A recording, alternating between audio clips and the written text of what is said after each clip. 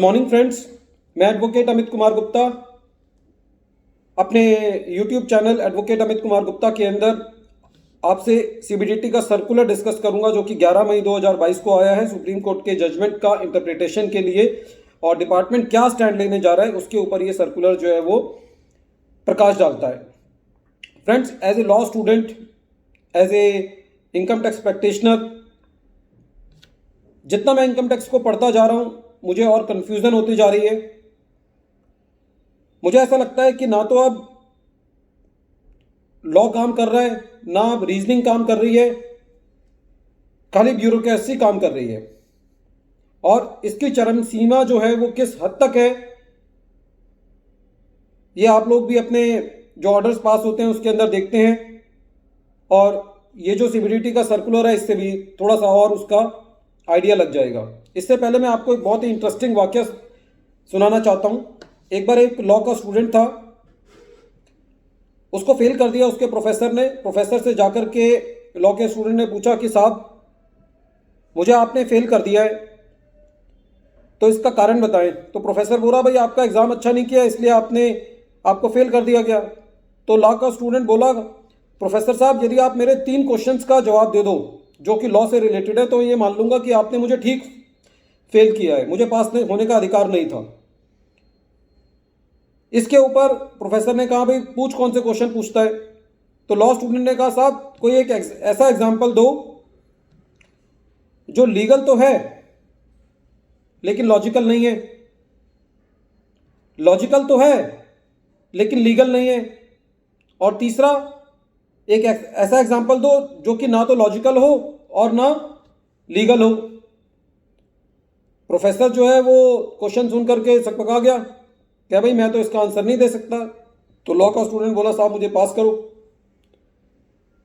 तो जब प्रोफेसर ने उसको पास कर दिया तो प्रोफेसर बड़ा डिस्टर्ब हुआ। रात को अगले दिन क्लास में जाके पूछा कि भाई मुझसे एक स्टूडेंट ने ये क्वेश्चन पूछा, कोई इसका आंसर दो। तो एक लॉ का स्टूडेंट जो है वो खड़ा हो गया। उसने कहा, साहब आपकी उम्र 60 साल है, आपकी शादी एक 23 साल की लड़की से हो गई, ये लीगल तो है लेकिन लॉजिकल नहीं है। और उस 23 साल की लड़की का एक लड़के के साथ अफेयर हो गया, ये लॉजिकल तो है लेकिन लीगल नहीं है। और वो जो लड़का था जिससे उस लड़की का अफेयर हुआ, जिसको आपने पास कर दिया, ना तो वो लॉजिकल था ना वो लीगल था।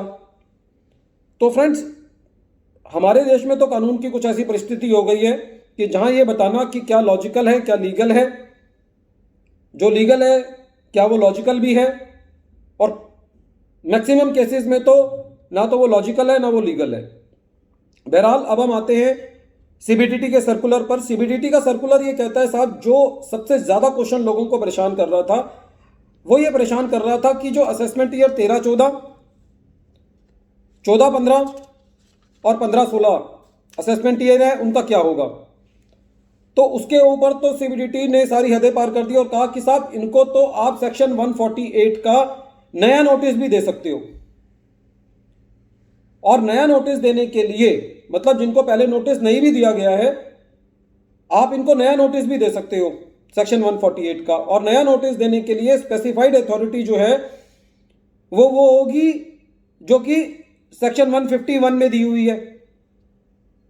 तो जो लोगों को यह था कि असेसमेंट ईयर 13-14, 14-15, 15-16 के नोटिस का क्या होगा, अब वो बिल्कुल क्लियर कर दिया सीबीडीटी ने कि उनको तो जिनको पहले नोटिस नहीं भी मिला अब डिपार्टमेंट उनको नया नोटिस भी इशू कर सकता है।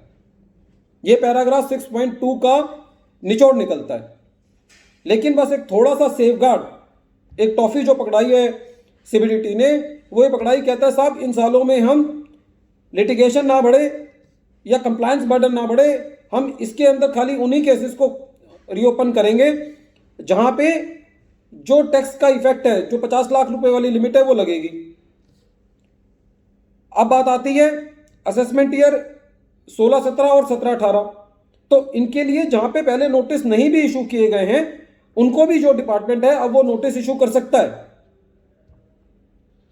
और इसके लिए भी स्पेसिफाइड अथॉरिटी वही रहेगी जो सेक्शन नए वाले सेक्शन 151 में है।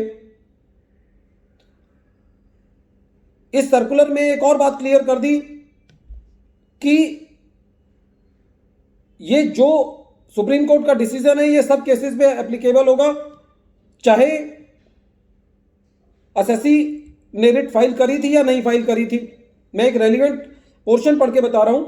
Decision of the honourable Supreme Court read with the time extension provided by TOLA will allow extended reassessment notices to travel back in time to their original date, मतलब 31 मार्च 2020 when such notices were to be issued and when new section 149 of the act is to be applied at that point। मतलब पहले बात तो आप original date पे चले जाओ और वहां से आप नए वाला सेक्शन 149 लगा लो। फ्रेंड्स, ये तो हो गया जो ये डाउट था कि भाई असेसमेंट ईयर 13-14, 14-15 और 15-16 का क्या होगा। तो आप पुराने वाले तो नोटिस छोड़ो जो कि 1 अप्रैल 2021 से 30 जून 2021 के बीच में इशू हुए थे, अब वो दोबारा भी नोटिस इशू कर सकते हैं आपको। अब फ्रेंड्स, दूसरा जो है पैराग्राफ 7.1 में कहा गया है कि असेसमेंट ईयर 13-14, 14-15 और 15-16 के लिए कंप्लायंस बर्डन को कम करने के लिए 50 लाख वाली जो है वो लिमिट लागू होगी।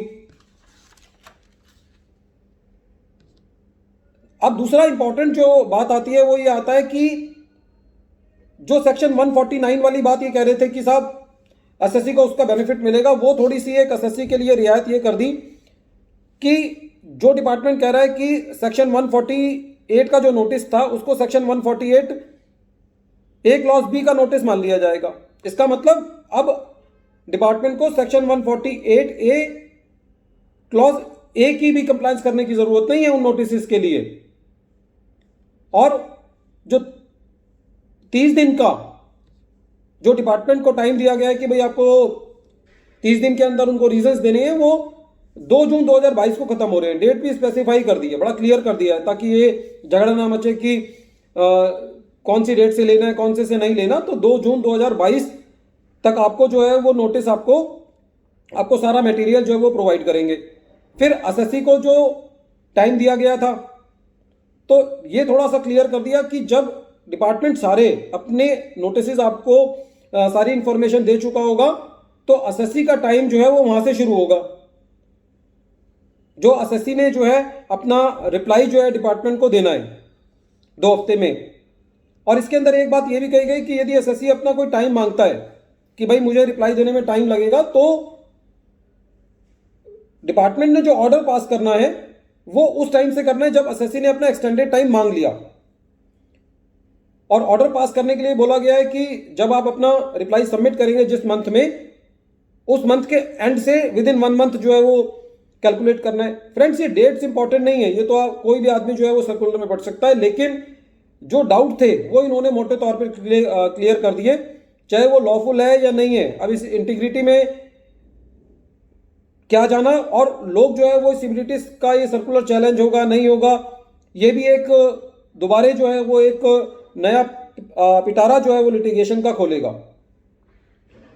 एक और इसमें बात ये क्लियर कर दी कि जब एसएससी अपने ऑब्जेक्शंस रेज करेगा और ऑब्जेक्शन रेज करने के बाद जब आप उसको ऑर्डर डिस्पोज ऑफ करेंगे तो जब 148 का नोटिस आपने इशू करना है तब भी आप उसको ऑर्डर देंगे, और यदि आपने 148 का नोटिस नहीं इशू करना, प्रोसीडिंग्स को ड्रॉप करना है, तब भी आप उसको एक ऑर्डर की कॉपी जरूर भेज देंगे सेक्शन 148 ए क्लॉज डी के अंदर।